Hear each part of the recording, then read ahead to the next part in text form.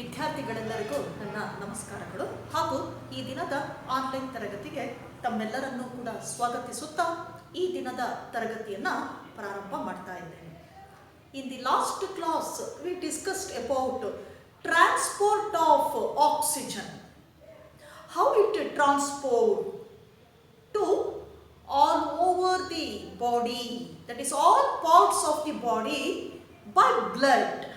Blood can transport oxygen from the alveolar part during diffusion and supplied that oxygen that is in the form of oxyhemoglobin. Oxygen binds with the hemoglobin of RBCs. It becomes oxyhemoglobin that transported to all tissues of the body in the form of oxyhemoglobin. By that time, 4 molecules of oxygen binds to one RBC, that is the one hemoglobin. So single hemoglobin carries 4 molecules of oxygen. During the transportation of oxygen through hemoglobin in RBCs, 100 ml of blood carries 5 ml of oxygen. By that time, coordination by the partial pressure of carbon dioxide, hydrogen ion concentration and temperature during the transport of oxygen.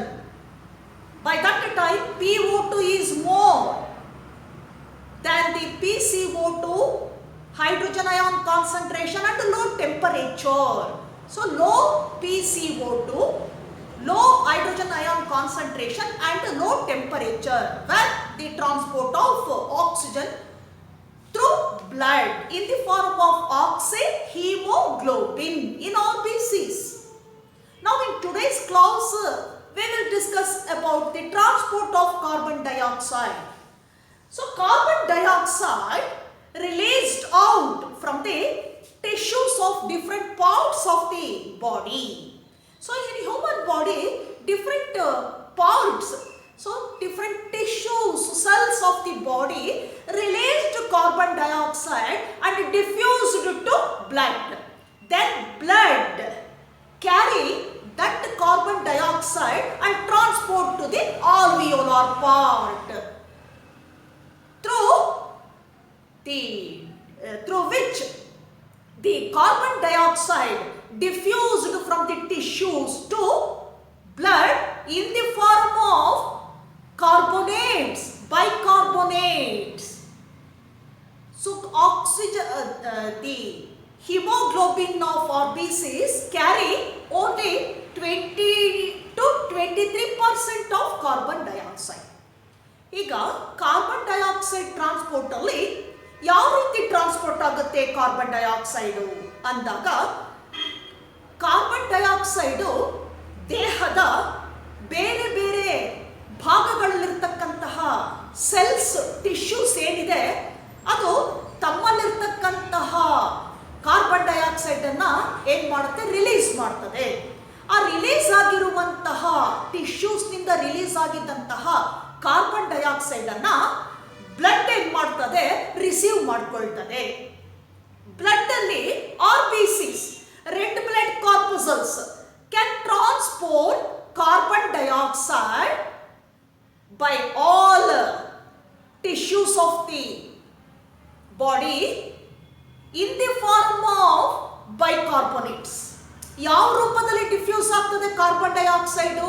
So first carbon dioxide released out from the different parts of the body, from the tissues, in the form of bicarbonates andre H3CO3. so HCO3 bicarbonates andre HCO3 anta ಹೇಳ್ತೇವೆ. so bicarbonates ions ಆಗ್ತದೆ, ಆ ರೀತಿ diffuse ಆಗ್ತದೆ blood ಅಲ್ಲಿ. then that bicarbonates in the RBCs transport to the alveolar part. By that time it diffused into CO2 and water. ಅಲ್ಲಿಂದ blood ಇಂದ ಏನಾಗುತ್ತೆ ಆಲ್ವಿಯೋಲಾರ್ ಪಾರ್ಟ್ಗೆ ಲಂಗ್ಸ್ಗೆ ಬಂದಾಗ ಆ ಬೈಕಾರ್ಬೋನೇಟ್ಸ್ ಏನಾಗ್ತದೆ ಕಾರ್ಬನ್ ಡೈಆಕ್ಸೈಡ್ ಮತ್ತೆ ವಾಟರ್ ಆಗಿ ಏನಾಗ್ತದೆ ಡಿಫ್ಯೂಸ್ ಆಗ್ತದೆ. ಈ ರೀತಿ ಟ್ರಾನ್ಸ್ಪೋರ್ಟ್ ಆಗುವಾಗ ಏನಿದೆ ಫ್ಯಾಕ್ಟರ್ಸ್ ಅಲ್ಲಿ ನೋಡೋಣ. That is transport of carbon dioxide. So carbon dioxide during the time of transportation it is released from the tissues of the body and diffused to blood. When the time of diffusion, the carbon dioxide diffused to blood in the form of bicarbonates. So the carbon dioxide is not directly diffused into the blood, but it is in the form of bicarbonates. Those bicarbonates ions carried by blood, that is RBCs of blood, red blood corpuscles, then transport to alveolar part of lungs. By that time, the bicarbonates diffused again into carbon dioxide and water. That carbon dioxide diffused to alveolar tissue and released out through expiration. ಏನು inspiration ಅಲ್ಲಿ oxygen ತಗೊಂಡಿರ್ತೀವಿ, expiration ಅಲ್ಲಿ carbon dioxide ಹೋಗ್ತದೆ.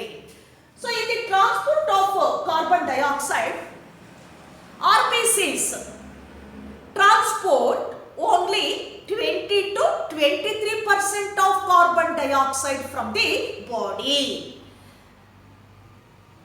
70% of carbon dioxide transported by, that is in the form of bicarbonates. ಈಗ 100% ಅಲ್ಲಿ ತಗೊಂಡಾಗ ನಾವು CO2 ಏನಿದೆ 20-23% ಅಷ್ಟು ಕಾರ್ಬನ್ ಡೈಆಕ್ಸೈಡ್ RBCs ಏನ್ ಮಾಡುತ್ತೆ ಕ್ಯಾರಿ ಮಾಡ್ತದೆ. 70% ಅಷ್ಟು ಕಾರ್ಬನ್ ಡೈಆಕ್ಸೈಡ್ ಬೈಕಾರ್ಬೋನೇಟ್ಸ್ ಆಗಿ ಏನಾಗುತ್ತೆ ಟ್ರಾನ್ಸ್ಪೋರ್ಟ್ ಆಗ್ತದೆ. ಇನ್ನು 7% ಅಷ್ಟು ಕಾರ್ಬನ್ ಡೈಆಕ್ಸೈಡ್ ಏನಾಗ್ತದೆ dissolved in the plasma. So 23% of carbon dioxide transported by RBCs, 70% of carbon dioxide so diffused in the form of bicarbonates in the blood, and the remaining 7% of carbon dioxide dissolved in the plasma of blood.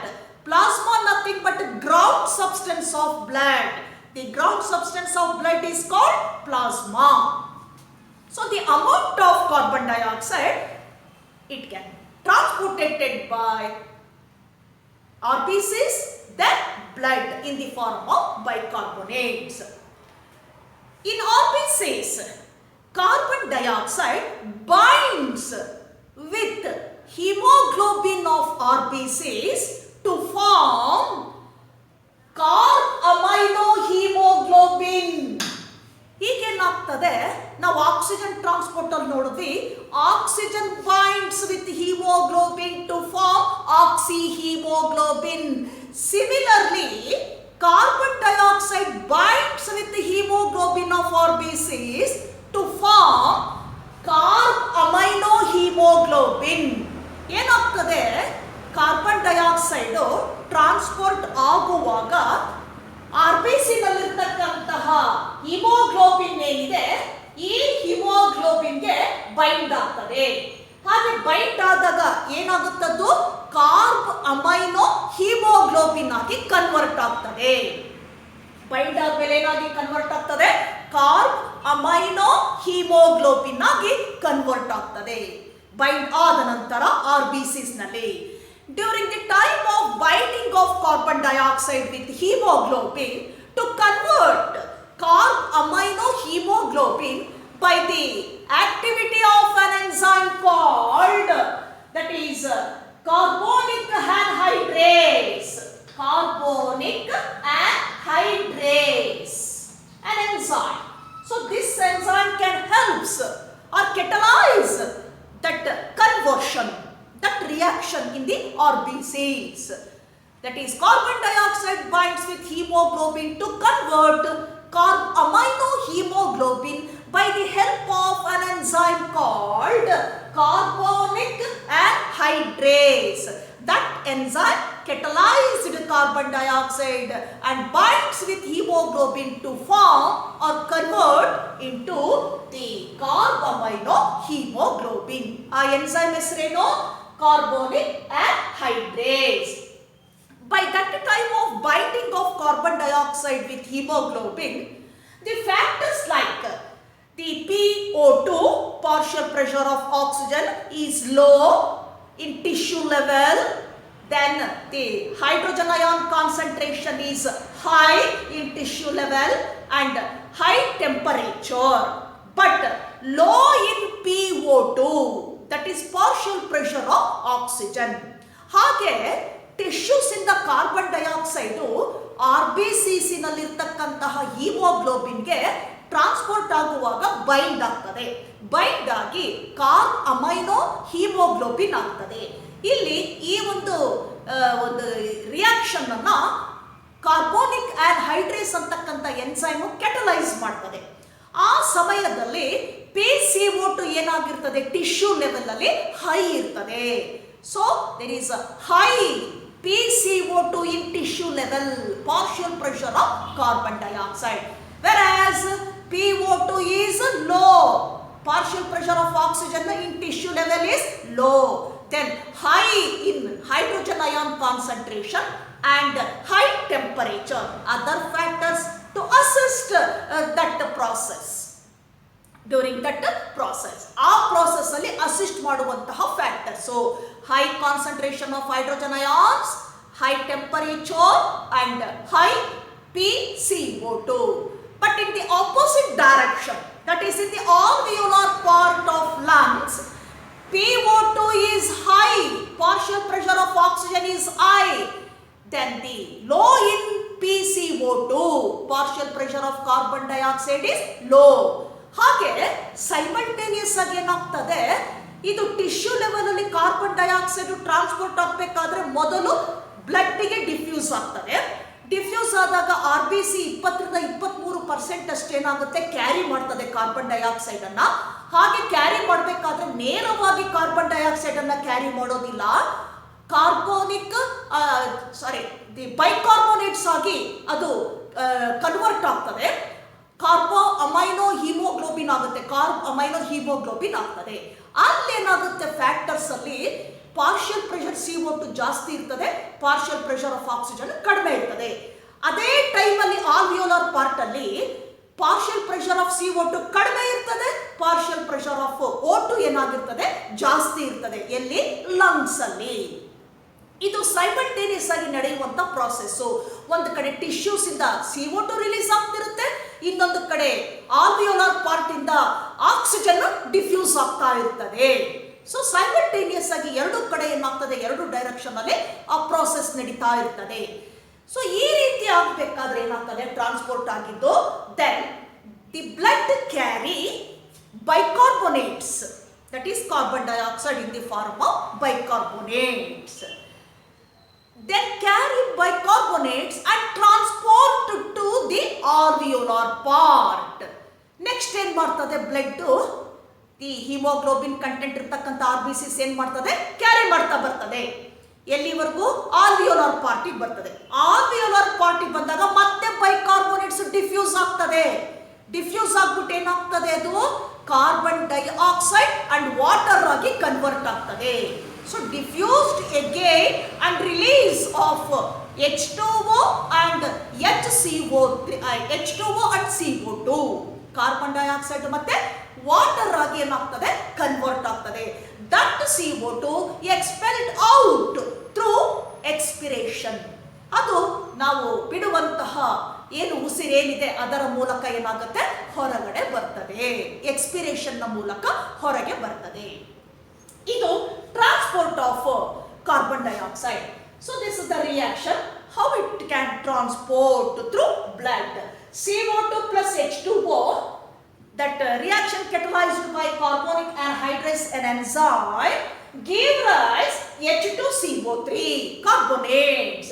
Then again it react this again it is converted into HCO3 bicarbonates by the same enzyme activity, that is carbonic anhydrase, give rise bicarbonates and hydrogen ions, release of bicarbonates and hydrogen ions. So this is the reversible reaction. ನೋಡಿ ಎರಡು direction ಅಲ್ಲಿ ನಡೆಯುವಂತದ್ದು. Carbon dioxide water ಆ ಒಂದು enzyme ನಿಂದ ಏನಾಗುತ್ತೆ H2CO3 ಬರ್ತದೆ, ಮತ್ತೆ ಏನಾಗ್ತದೆ ಇನ್ನೊಂದು ರಿಯಾಕ್ಷನ್ ಅಲ್ಲಿ HCO3 ಪ್ಲಸ್ ಹೈಡ್ರೋಜನ್ ಅಯಾನ್ಸ್ ಏನಾಗ್ತದೆ ರಿಲೀಸ್ ಆಗ್ತದೆ.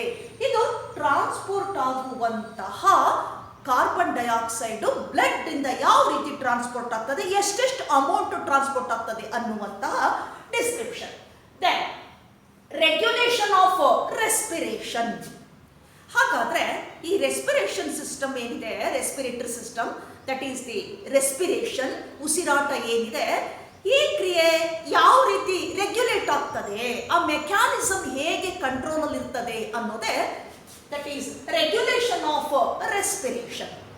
So in the brain, the respiration under the control of that process, under the control of the center, that center is known as respiratory rhythm center, located at medulla oblongata of brain. ಇದು ಏನು respiration ಇದೆ, ಈ mechanism under the control, ಯಾರ ಒಂದು control ಅಲ್ಲಿ ಇರ್ತದೆ ನಡೆಯುತ್ತೆ ಈ ಮೆಕ್ಯಾನಿಸಮ್ ಅಂದಾಗ ಬ್ರೈನ್ ಅಲ್ಲಿ ಇರ್ತಕ್ಕಂತಹ ಮೆಡುಲಾ ಒಬ್ಲಾಂಗೇಟಾ. ಸೊ ಪಾಲ್ಸ್ ಮತ್ತೆ ಮೆಡುಲಾ ಒಬ್ಲಾಂಗೇಟಾ ಬ್ರೈನ್ ರೀಜನ್ ಅಲ್ಲಿ ನಾವು ನೋಡ್ತೇವೆ. Four brain, mid brain, hind brain ಅಂತ ಹೇಳ್ತೀವಿ. ಸೊ ಹೈಂಡ್ ಬ್ರೈನ್ ಅಲ್ಲಿ ಬರ್ತಕ್ಕಂಥ ಮೆಡುಲಾ ಒಬ್ಲಾಂಗೇಟಾ, ಇಲ್ಲಿ ಒಂದು ಸೆಂಟರ್ ಇದೆ. That center is named as respiratory rhythm center. ಅಲ್ಲಿರ್ತಕ್ಕಂತಹ ಒಂದು ಸೆಂಟರ್ ಏನಿದೆ, ರೆಸ್ಪಿರೇಟರಿ ರಿದಮ್ ಸೆಂಟರ್ ಅಂತ ಏನಿದೆ, ಇದರ ಕಂಟ್ರೋಲ್ ಇಂದ ಏನಾಗ್ತದೆ ಹ್ಯೂಮನ್ ಬೀಯಿಂಗ್ಸ್ ಅಲ್ಲಿ ಈ ರೆಸ್ಪಿರೇಷನ್ ಅಂತಕ್ಕಂಥ ಮೆಕ್ಯಾನಿಸಮ್ ಏನಾಗ್ತಾ ಇರ್ತದೆ, ಪ್ರಾಸೆಸ್ ನಡೆಯುತ್ತೆ under the control of that centre, that is the respiratory rhythm center. Then the signals send to that part, ಏನು ರೆಸ್ಪಿರೇಷನ್ ಅಲ್ಲಿ ಇನ್ಸ್ಪಿರೇಷನ್ ಎಕ್ಸ್ಪಿರೇಷನ್ ಏನಿದೆ ಆ ಟೈಮಲ್ಲಿ ಏನಾಗ್ತದೆ, ಪ್ರತಿ ಇನ್ಸ್ಪಿರೇಷನ್ಗೂ ಪ್ರತಿ ಎಕ್ಸ್ಪಿರೇಷನ್ ಅಲ್ಲೂ ಕೂಡ send respiratory system send signals to that part. ಆ ಸಿಗ್ನಲ್ಸ್ ಹೋಗ್ತಾ ಇರ್ತದೆ ಎಲ್ಲಿಗೆ, ಆ ರೆಸ್ಪಿರೇಟರಿ ರಿದಮ್ ಸೆಂಟರ್ಗೆ ಹೋಗ್ತಾ ಇರ್ತದೆ. ಬ್ರೈನ್ ಅಲ್ಲಿ ಇರ್ತಕ್ಕಂಥ ಆ ಸೆಂಟರ್ಗೆ ಸಿಗ್ನಲ್ಸ್ ಸೆಂಡ್ ಆಗ್ತಾ ಇರ್ತದೆ. Another part of the brain, that is the adjacent part, that is called chemosensitive area.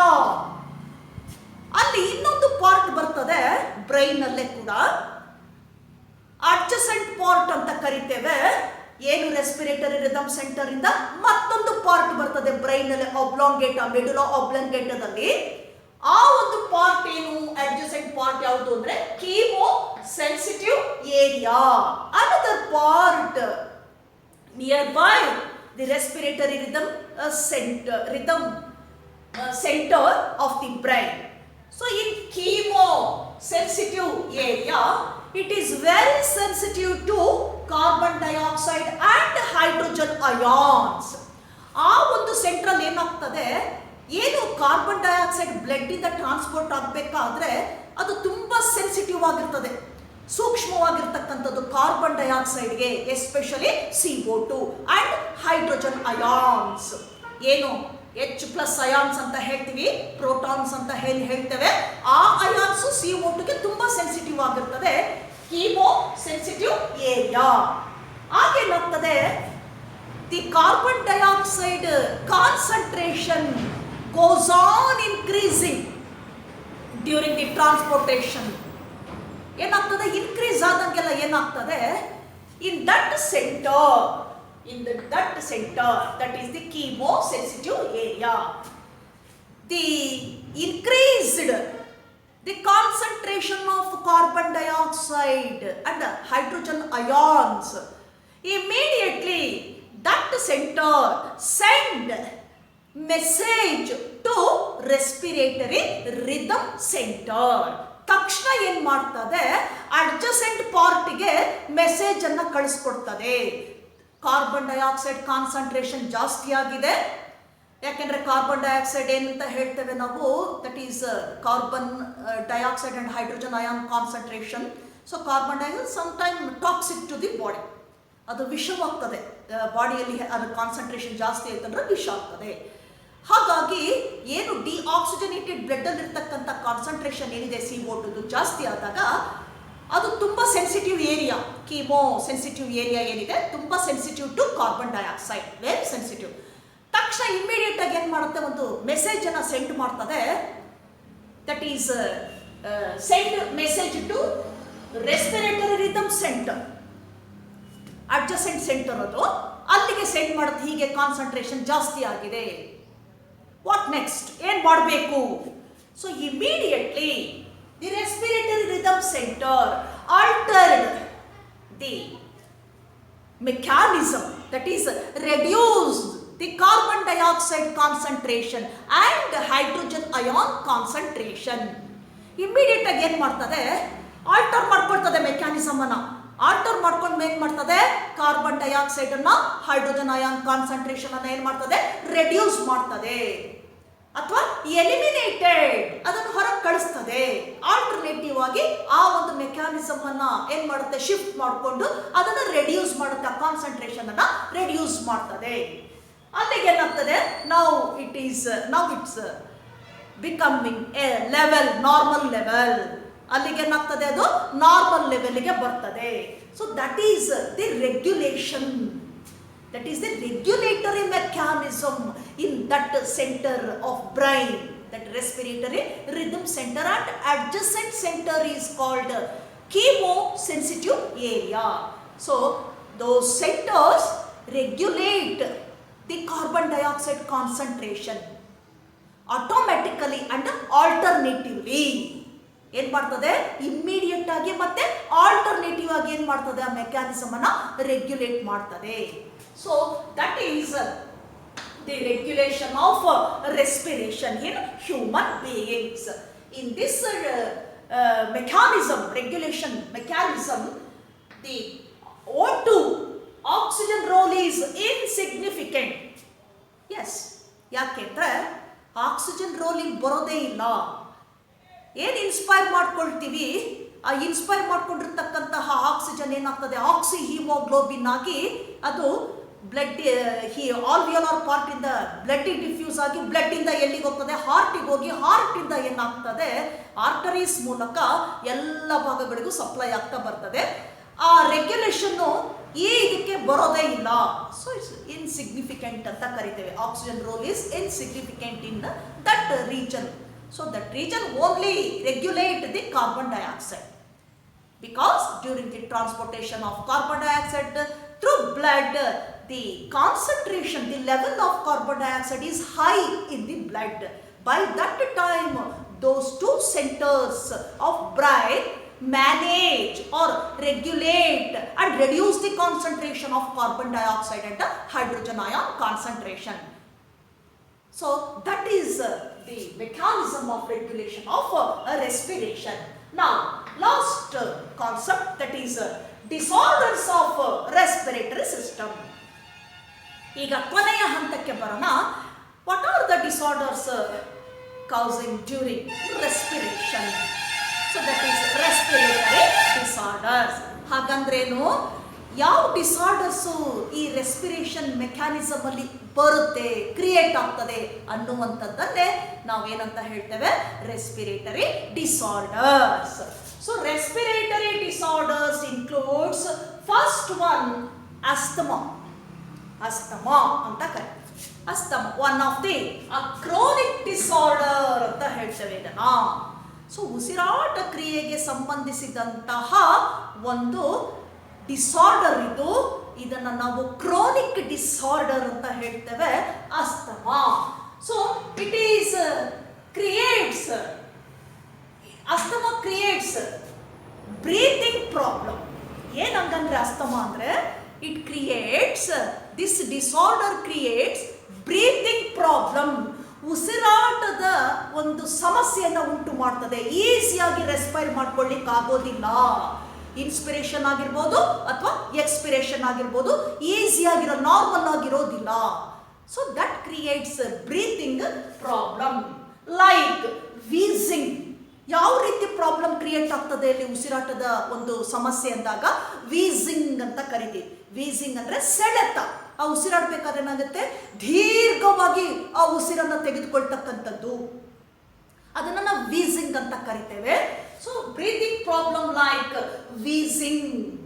ಯಾಕೆ ಈ ರೀತಿ ಆಗುತ್ತೆ, ಸೆಳೆತ ಉಂಟಾಗ್ತದೆ ಅಂದಾಗ, this is due to inflammation of bronchi and bronchioles of the lungs. ಯಾಕೆ ಈ ರೀತಿ ಆಗ್ತದೆ, ಸೆಳೆತ ಬರ್ತದೆ ಅವರಲ್ಲಿ ಅಂದಾಗ, ದೀರ್ಘವಾಗಿ ಎಳೆದು ಉಸಿರನ್ನ ತಗೊಳ್ತಾರೆ ಅಂದಾಗ, ಎಸ್ಪೆಷಲಿ ಇನ್ ವಿಂಟರ್ ಸೀಸನ್, ಶೀತಕಾಲದಲ್ಲಿ ತುಂಬಾನೇ ಹೆಚ್ಚಾಗುತ್ತೆ ಅವರಿಗೆ ಬ್ರೀತಿಂಗ್ ಪ್ರಾಬ್ಲಮ್ಮು. ಆ ವೀಸಿಂಗ್ ಯಾಕಾಗುತ್ತೆ ಅಂದಾಗ, this is due to inflammation of bronchi and bronchioles of lungs. ಏನು ಲಂಗ್ಸ್ ಅಲ್ಲಿ ಇರ್ತಕ್ಕಂತಹ bronchi and bronchioles, primary, secondary and tertiary bronchi, then bronchioles, terminal part of the bronchi is called bronchiole. Inflammation means ಸವೆಯುವುದು. ಆ parts ಏನಾಗಿರ್ತದೆ, bronchi ಮತ್ತೆ ಬ್ರಾಂಕಿಯೋಲ್ಸ್ ಏನಾಗ್ತದೆ, ಕ್ರಮೇಣ surface ಏನಾಗ್ತದೆ, decrease ಆಗ್ತಾ ಬರ್ತದೆ, ಸವಿತಾ ಬರುತ್ತೆ. Inflammation means ಸವೆಯುವುದು. ಸೊ ಆ ರೀತಿ ಡಿಕ್ರೀಸ್ ಆಗ್ತಾ ಬಂದಂಗೆಲ್ಲ ಏನಾಗ್ತದೆ, ಗ್ಯಾಪ್ ಏನಾಗುತ್ತೆ, ಅದರಲ್ಲಿರ್ತಕ್ಕಂಥ ಪ್ಯಾಸೇಜ್ ಏನಾಗ್ತದೆ, ಆ ಪ್ಯಾಸೇಜ್ ಅಲ್ಲಿ ಇರ್ತಕ್ಕಂಥ ವಾಲ್ಯೂಮ್ ಕಡಿಮೆ ಆಗ್ತಾ ಬರ್ತದೆ. ಪ್ಯಾಸೇಜ್ ಅಲ್ಲಿ ವಾಲ್ಯೂಮ್ ಏನಾಗ್ತದೆ, ಶ್ರಿಂಕ್ ಆಗ್ತಾ ಬರ್ತದೆ. ಯಾವಾಗ ಶ್ರಿಂಕ್ ಆಗ್ತದೋ ಉಸಿರೇನಾಗುತ್ತೆ, ನಾರ್ಮಲ್ ಆಗಿ ಆ ಒಳಗಡೆ ಹೋಗ್ಲಿಕ್ಕೆ, ಈಸಿಯಾಗಿ ಹೋಗ್ಲಿಕ್ಕೆ ಆಗೋದಿಲ್ಲ. That is called the wheezing ಅಂತ ಕರಿತೇವೆ. Breathing problem like wheezing. This is due to the inflammation of bronchi and bronchioles of the lungs. That is asthma.